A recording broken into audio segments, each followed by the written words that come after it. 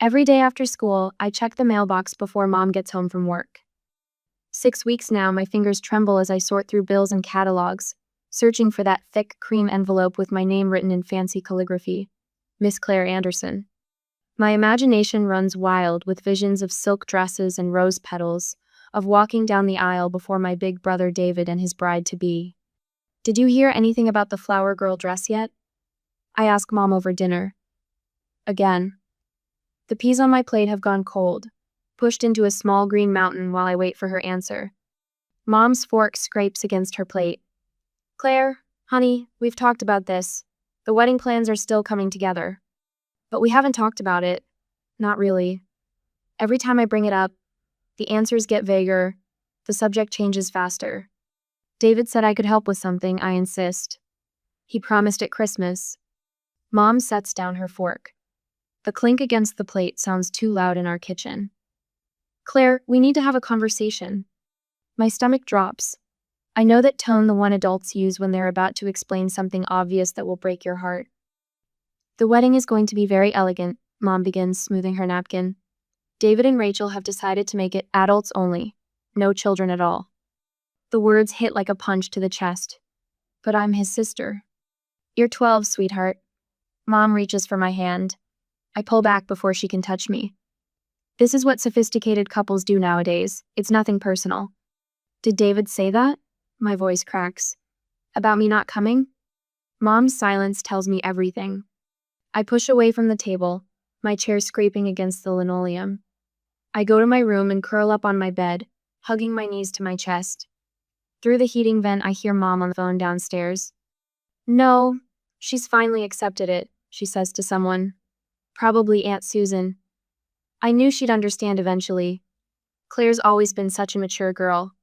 I grab my art supplies and start working on a card for David and Rachel. My hands shake as I draw hearts and flowers, carefully writing congratulations in my best cursive. Even if they don't want me there, I can still show them I care. The paper gets a little wet where tears drop, but I keep going. The morning of the wedding dawns bright and clear. Everyone else left last night for the hotel near the venue. The house feels huge and empty, my footsteps echoing through silent rooms. In my closet, I find the dress Mom bought me for Easter pale pink with a satin sash. Put it on carefully, smoothing the skirt. In front of my mirror, I practice walking slowly, the way I imagine a flower girl should. Head high, small steps, basket of rose petals held just so. I drop invisible petals on my carpet, marking the path to an imaginary altar where my brother waits. Thank you for helping make our day so special. I whisper to my reflection, the words I'll never get to hear David say. 2 weeks later, Mom spreads wedding photos across the kitchen table. I spot David in his tuxedo, Rachel radiant in white.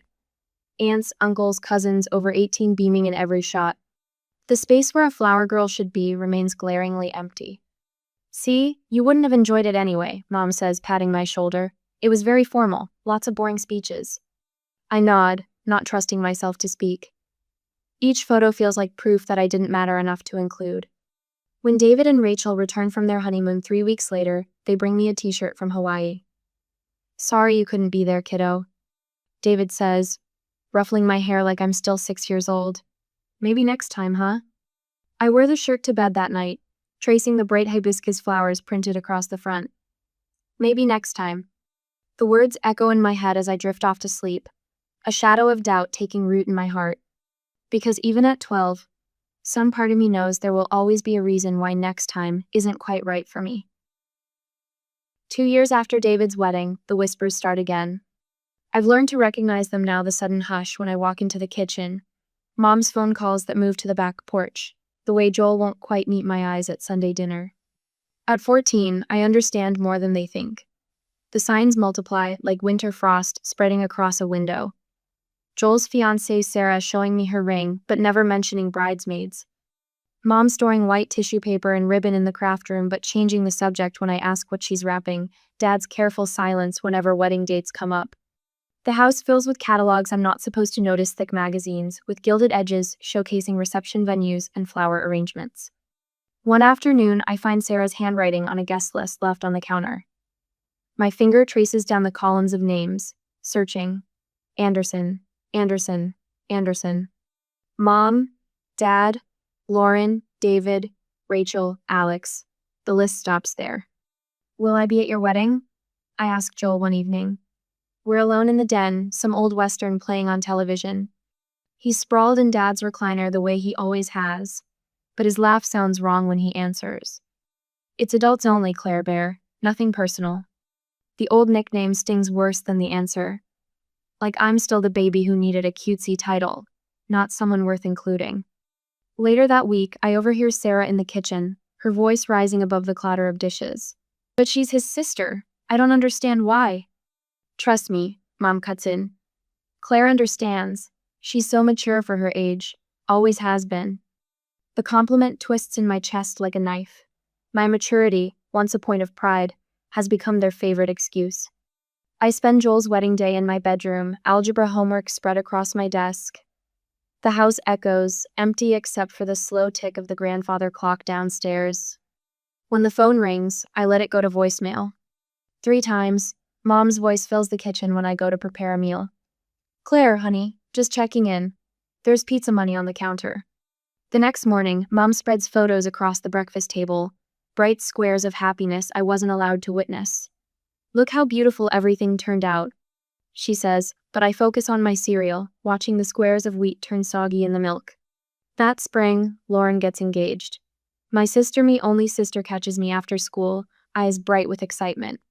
You'll be in my wedding for sure, she promises, squeezing my hands. I want you as a junior bridesmaid. For 6 months I believe her.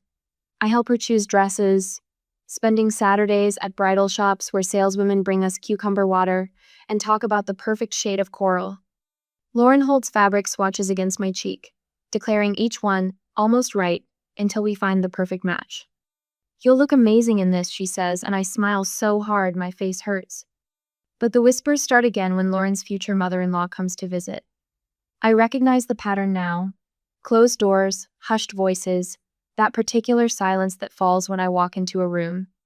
The thing is, Lauren tells me later, her voice small, Tom's family is really traditional. They think 18 is the cutoff for wedding guests. And since you'll only be 16, couldn't you wait until November?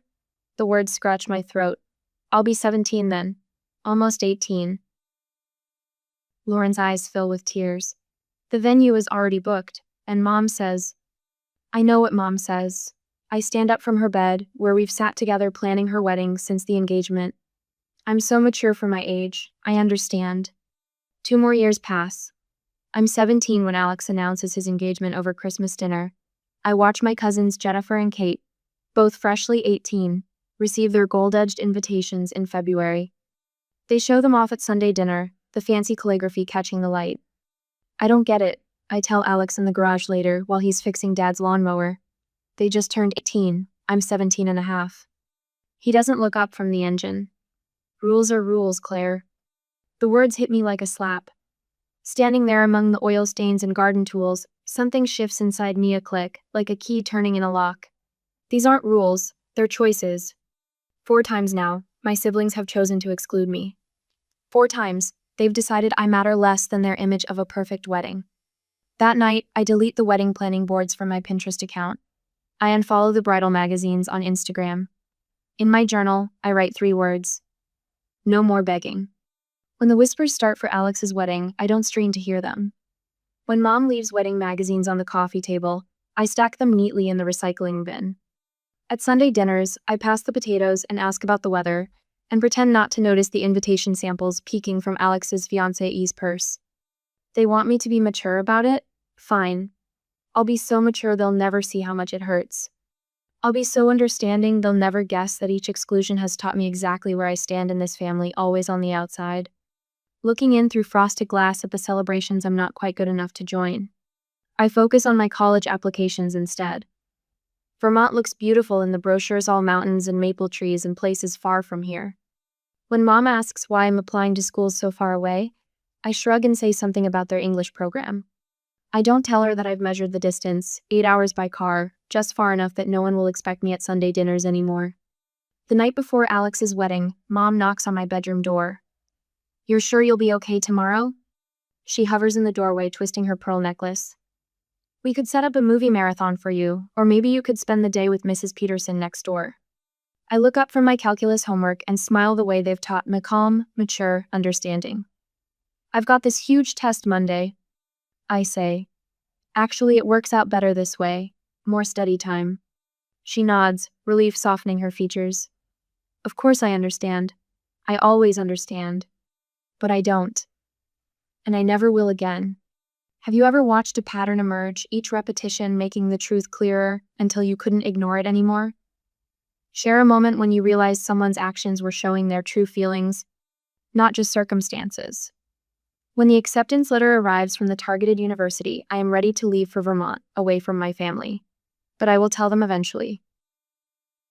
During my first Thanksgiving home from college, I watch Mom arrange her good china, the plates clicking against each other as she sets them around the table. Everyone will be here soon, David and Rachel with their perfect marriage. Joel and his fiancée, Lauren, and her husband, Alex, and whatever girlfriend he's bringing this year. Claire, honey, could you fold the napkins? Mom holds out the stack of white linen, the ones reserved for special occasions.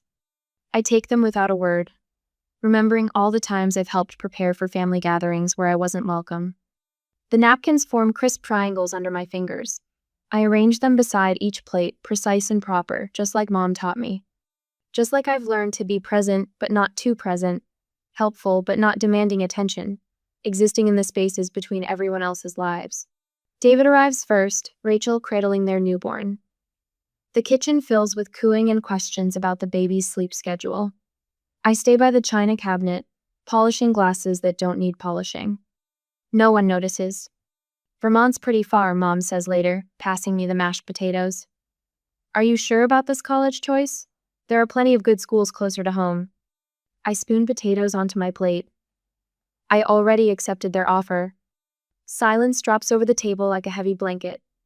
5 pairs of eyes stare at me, the first time they've really looked at me all evening. When were you planning to tell us? Dad's fork scrapes against his plate. I'm telling you now. My voice comes out steady, surprising me. 4 years of being the afterthought in their celebrations have taught me to build my own life in the quiet spaces they never bothered to fill. Lauren reaches for my hand. But Claire, we won't see you. You haven't seen me for years. The words slip out before I can catch them. Not really. More silence. Rachel bounces the baby. Alex suddenly finds his green beans fascinating. Mom dabs at her mouth with her napkin.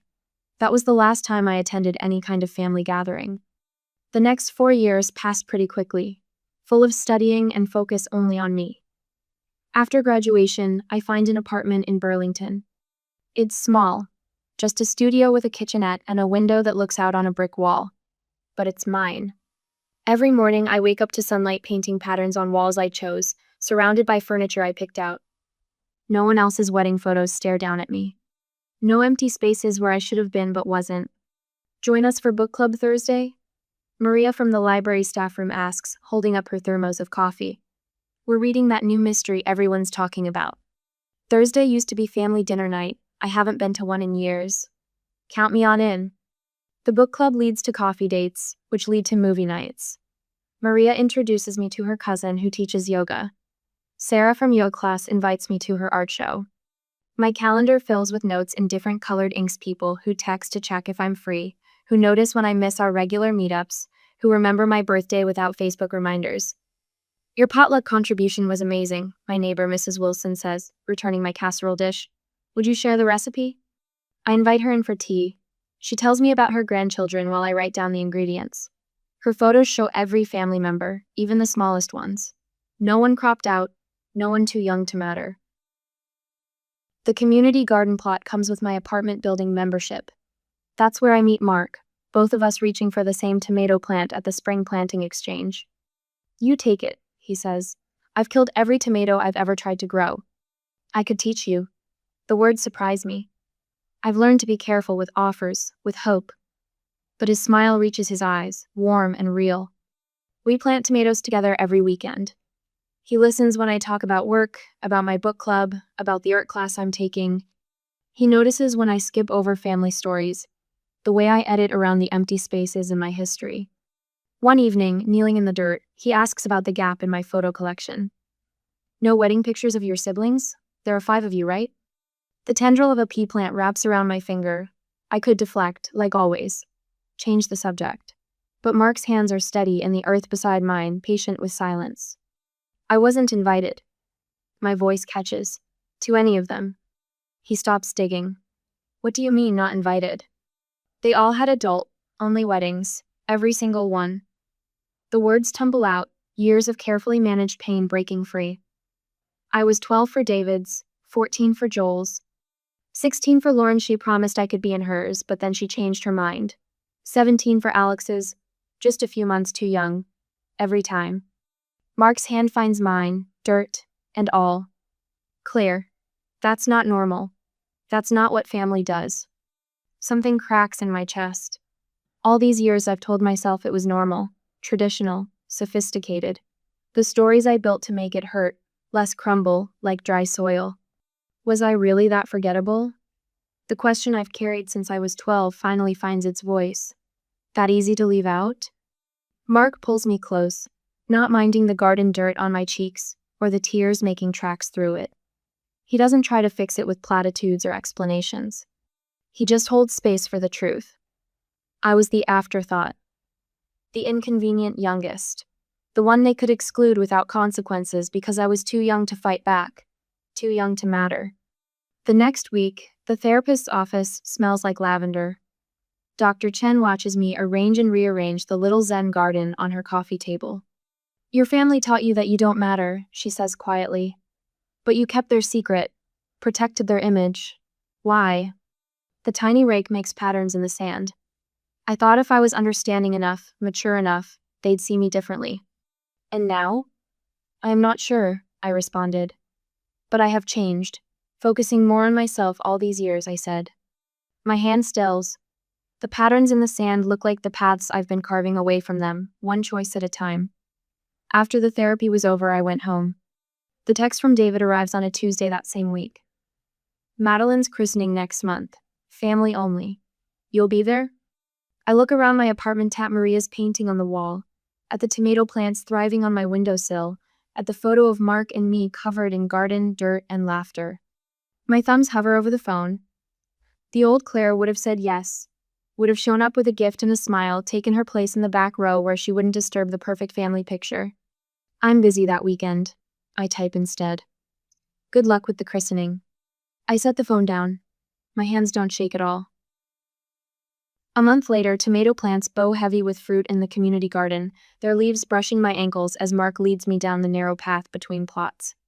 Late August, sunlight warms my shoulders and the air smells of basil and ripening vegetables. We reach our plot, the one where we first met 2 years ago, both of us new gardeners with more enthusiasm than skill. Remember how you taught me the right way to stake tomatoes? Mark kneels beside our thriving plants, adjusting a vine. I kept doing it wrong until you showed me. I laugh, remembering his determined expression as he wrestled with twine and bamboo poles. You were so worried about hurting the plants. I still am. He stands, brushing dirt from his jeans. But you taught me something important that day. Sometimes you have to be firm to help things grow strong. The evening light catches something in his hand, a small box, dark velvet. My heart stutters. Claire. His voice carries the weight of certainty. You showed me how to nurture things properly.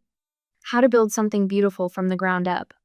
He opens the box, revealing a simple gold ring set with a pearl. Will you marry me? Tears blur my vision, but I see him clearly, more clearly than I've ever seen anyone in my life. You see me, I whisper. You really see me. Always. He slips the ring onto my finger.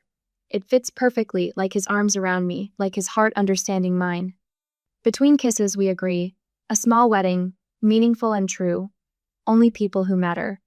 My voice carries a quiet confidence I've never felt before. Our wedding will be different. A week later, we sit at my kitchen table, a bottle of wine between us and a blank piece of paper before me. The pen hovers over the space where sibling names should go. David, Joel, Lauren, Alex 4, spaces that should be automatic, family, blood. My hand moves past that space, writing other names instead. Mrs. Wilson, who brings me soup when I'm sick. Tara from college, who drove 6 hours when Mark's mom died. People who show up, who see me, who stay. Are you sure? Mark asks softly. watching my pen skip those 4 vital spaces. I lift my eyes to his, and my smile holds peace instead of pain. More sure than I've ever been about anything. The call comes 3 days later. Mom's voice crackles through my phone speaker, confusion building with each question about ceremony details. But when are we discussing the family invitations? We aren't. The words come steady, certain. There won't be any. No siblings. Silence stretches between us, pulls taut like a rubber band about to snap. Then, you can't be serious. Her voice rises, sharp with disbelief. This is spite, pure childishness. No, Mom, this is peace. The rubber band breaks. Calls flood in, one after another, my phone buzzing like an angry hornet's nest. Joel first, his lawyer voice trying to reason with me. Then Alex, all careful logic about family obligations. David, playing the eldest, threatening in that soft way of his. Mom and Dad won't come if you do this. Lauren calls last, her tears trickling through the speaker. But I'm your sister, your only sister. You were my sister when I was 16, too. My voice stays level, though my hands shake. 6 months, Lauren. You couldn't wait 6 months so I could be at your wedding. That was different. We had to consider extended family, venue requirements, adult-only policies, traditions. Each excuse falls from my lips like stones. I've heard them all before. 4 times before. I hung up without further consideration. Later that evening, the porch swing creaks beneath us as Mark and I watch the sunset. Another text lights up my phone, the third from Mom today. I block the number without opening the message. Mark's arm settles around my shoulders, solid and warm in the cooling evening air. I'm proud of you, he murmurs into my hair. I lean into him, watching golden light paint the sky in colors no one can exclude me from seeing. For the first time, I say, I'm proud of me too. Truth sits in my chest like a flower finally breaking through soil, reaching for light, growing strong. No more bending myself small enough to fit into spaces they never meant to make for me. No more pretending their excuses didn't shape my world. The wedding will be in our garden. Small, true, filled with people who choose to see me. And in the space where siblings should stand, there will be something better. Peace.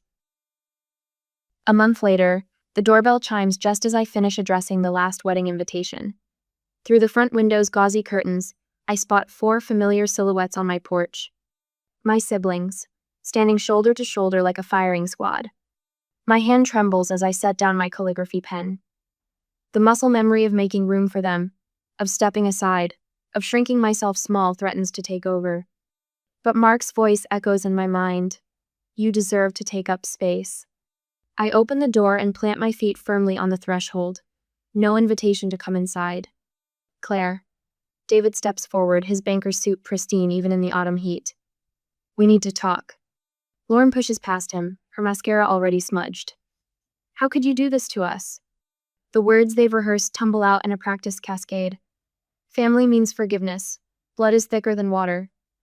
What about Mom and Dad? Each phrase lands like a stone meant to wear me down. Alex, ever the lawyer, delivers his closing argument. Now you're just doing what you accused us of.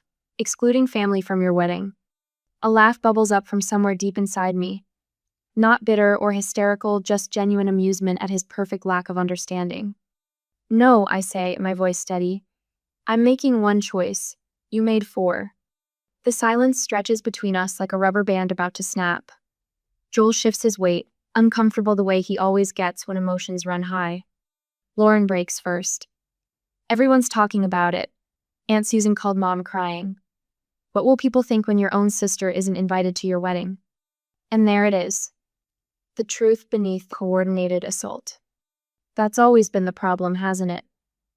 My fingers trace the doorframe, finding strength in its solid wood. What people think, not how I feel. That's not fair, David protests. We were young, we didn't think. The word slices through his excuses. Let me remind you exactly what happened. My voice remains calm as I recount each exclusion. David's wedding when I was 12, still believing I'd be his flower girl. Joel's 2 years later when his fiancée wanted me there but got overruled. Lauren's broken promise about her wedding, claiming she couldn't wait 6 months for me to turn 18. Alex's final betrayal, watching 18-year-old cousins receive invitations while I sat at home at 17. Their faces shift as the memories land, Joel examines his shoes. Lauren wraps her arms around herself. David's jaw clenches. We were different people then, Alex argues, but his voice wavers.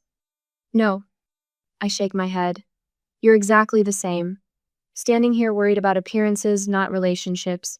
Trying to force me to make you comfortable instead of acknowledging how you hurt me. Claire.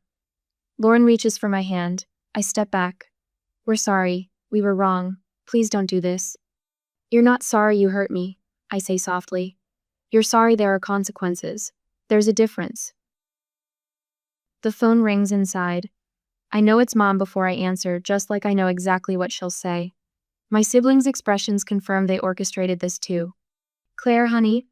Mom's voice wobbles with tears. Your father and I won't come without all our children there. The words should shatter me.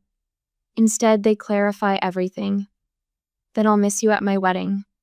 My voice stays gentle, just like I missed being at all of theirs. The silence on the other end stretches long enough that I wonder if she's hung up. Then, barely audible, you don't mean that. I do. For the first time, those two words feel like a promise to myself instead of others. I love you, Mom, but I won't pretend anymore.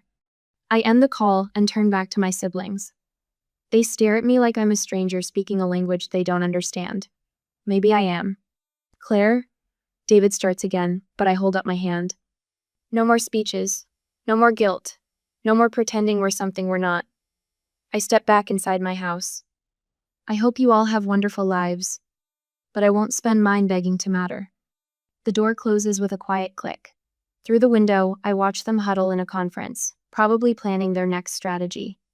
But I'm already turning away, back to my calligraphy pen, and the invitations for people who've proven they want to be there. Later that night, I find Mark in our bedroom, studying a family photo from Christmas years ago. 5 siblings squeezed onto a couch, my smile a fraction too bright as I tried to prove I belonged. Second thoughts? He asks, wrapping his arms around me from behind. I touch the glass, tracing the space between me and my siblings. Always there, even in photos. No, for the first time I'm being honest about our relationship instead of pretending it's what I wished it was. Mark kisses my temple. You know what the hardest part of watching you go through this has been? What? Seeing how extraordinary you are and knowing they missed it. Their loss, sweetheart, their loss. I lean back against his chest, breathing in the familiar scent of his soap. The photo shows the family I tried desperately to be part of. But here, in this moment, I'm building the family I deserve on that sees me, includes me, celebrates me. One invitation at a time. 2 months later, sunlight streams through sugar maple branches, casting dappled shadows that dance across 80 white chairs. The morning air carries hints of wildflowers and fresh-cut grass. Mrs. Wilson, my next-door neighbor for the past 3 years, stretches to adjust a bouquet of black-eyed Susans and Queen Anne's lace. Her weathered hands move with practiced grace, each stem finding its perfect place. Just like my own garden, she says, stepping back to survey her work. Natural, not too fussy. I touch a lantern hanging from a nearby branch, its glass cool against my fingertips. Paper lanterns line the winding path between the chairs, ready for tonight when Mark and I will walk beneath their glow as husband and wife. My college roommate, Sarah, appears at my elbow, squeezing my hand. 2 seats in the front row remain empty, stark white against the green grass. The wedding coordinator hovers nearby, pen tapping against her clipboard. We could wait another 15 minutes, she offers. Sometimes traffic. No. The word comes out soft but certain. Everyone who's coming is here. Sarah's grip tightens. She remembers those endless nights in our dorm room, my quiet tears after each sibling's wedding. She was there when Lauren's invitation never came, 6 months before my 18th birthday. The violin music begins, floating through the garden like a summer breeze. My hands smooth the simple silk of my dress, no lace, no beading, just clean lines and honest fabric. My feet find their rhythm on the grass, each step deliberate and sure. Mark waits beneath an arch of climbing roses. His eyes fill when he sees me, and a tear slips down his cheek. No shame in it. No attempt to hide the depth of what he feels. This is what love looks like when it's real. When it's earned through 1,000 small moments of truly seeing each other. Marriage, our celebrant begins, her voice carrying to the last row of chairs, is about the family we choose. The ones who show up, who make space, who say you matter, not just with words, but with presence. Mark's hands tremble slightly as he slides the ring onto my finger. I choose you, he says, not just for today, but for every day. To notice, to include, to cherish. My voice stays steady through my vows. No more trembling little girl, hoping to be worthy of attention. I choose you, and the family will build together. One where everyone has a place at the table. At the reception, tables overflow with the people who filled my life with meaning. My first grade teacher who still sends birthday cards. The librarian who saved me a quiet corner during high school lunch periods. Coworkers who became friends. Neighbors who became confidants. Professor Jenkins raises his glass, his bow tie slightly crooked. Family isn't just born, he says, wisdom earned through 40 years of teaching shining in his eyes. Family is earned, built, chosen, day by day. The room fills with genuine laughter, real stories, not the polite fiction of family obligation, but the truth of lives intertwined by choice. My heart feels full, complete. No hollow spaces where siblings should be. Little Sophie, Mrs. Wilson's granddaughter, catches my bouquet. Her small hands clutch the flowers as she runs up to me, blonde curls bouncing. When you have another party, she asks, can I come? I kneel down, my dress pooling around me. Sophie, you will always be included. Always. Mark watches us, love and understanding written across his face. He knows what those words mean coming from me. The weight of them. The promise. Later we stand beneath a canopy of stars, Vermont's mountains dark shadows against the sky. Sparklers trace golden paths through the night air. Mark pulls me close, his lips touching my ear. Our family, he whispers. We'll do it differently. I lean into him, watching the lights dance. The story I was given tried to write me small, tried to tuck me into margins and footnotes. But that wasn't the only story available. Here, surrounded by people who choose to see me, who make the effort to show up, I've written my own. My face feels peaceful, muscles relaxed in a way they never could be at family gatherings. No regret shadows my smile. No anger tightens my shoulders. Just the quiet certainty of forward motion, of a path chosen with clear eyes and an open heart. The sparklers fade to ember, then ash. But the light inside me burns steady and bright, lighting the way toward tomorrow.